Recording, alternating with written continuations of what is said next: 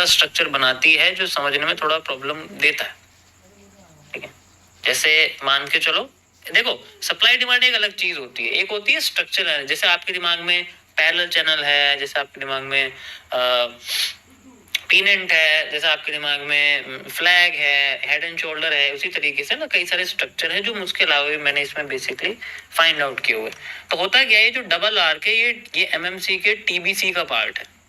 MMC TBC trend bending concept का part है, जिसे मैं बेंडिंग मार्केट में यूज करता हूँ। You know what is bending market? या तो यहाँ पर हम लोग डबल कर्व के बारे में बात करेंगे।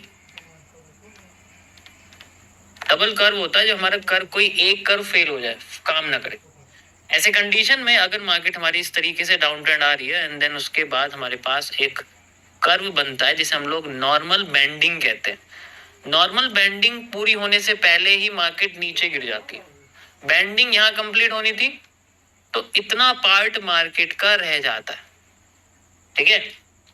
और रहने के बाद इसे हम लोग, इस फेलियर को हम लोग एक और टाइम देते हैं मार्केट में, और उसके बाद ये थोड़ी छोटी बनती है एंड देन फिर बाद में अपने आप को रिकवर करना शुरू करती है, लाइक दिस, इस तरीके से। ऐसे केस में हमें जीबीपी जेपीवाई का वही सेम 2 आवर के टाइम फ्रेम पर 2023 के नवंबर दिसंबर का चार्ट देखने को मिलेगा। एवरी टाइम आपको यही मिलेगा 78% केसेस में, चाहे ये मार्केट पॉजिटिव जा रही हो चाहे ये मार्केट नेगेटिव जा रही हो, बात एक ही, ठीक है।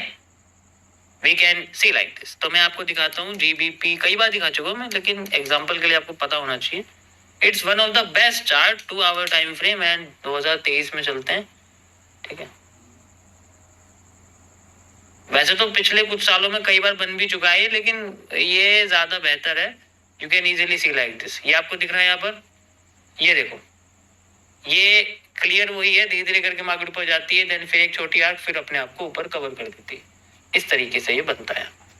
ये भी आपके सामने एक बेंडिंग ही है, ऊपर नहीं गई, फिर दोबारा नीचे बनाया एंड देन फिर बाद में वो चली। इसे आप कप एंड हैंडल कह सकते हो, क्योंकि इसने अपना लो क्रॉस नहीं किया। ऐसे केस में जब मार्केट अपने पुरानी बेंडिंग को नहीं तोड़ के नीचे जाती तो उसमें लो क्रॉस नहीं हो, तो उसे हम कप एंड हैंडल कहते हैं। लेकिन इन केस अगर नीचे का हिस्सा टूट गया तो वो कप एंड हैंडल नहीं है, उसे हम लोग फेलियर बेंडिंग्स बोलते हैं। एंड देन फिर बाद में मार्केट हमारे सामने फिर से वही कंडीशन सेम रहती है कि वो जाती ऊपर ही अपने आप को लेके, ठीक है।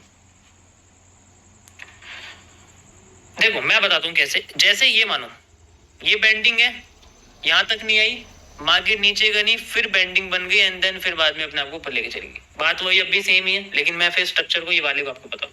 स्ट्रक्चर सेम चलता है, काम यही करता है, लेकिन वो कभी कभी अगर फेल कर देगा तो हम उसको एक नाम नहीं बोलेंगे जो कि हम ओरिजिनली बोलते हैं, which is the cup and handle, उसको नहीं बोलेंगे फिर।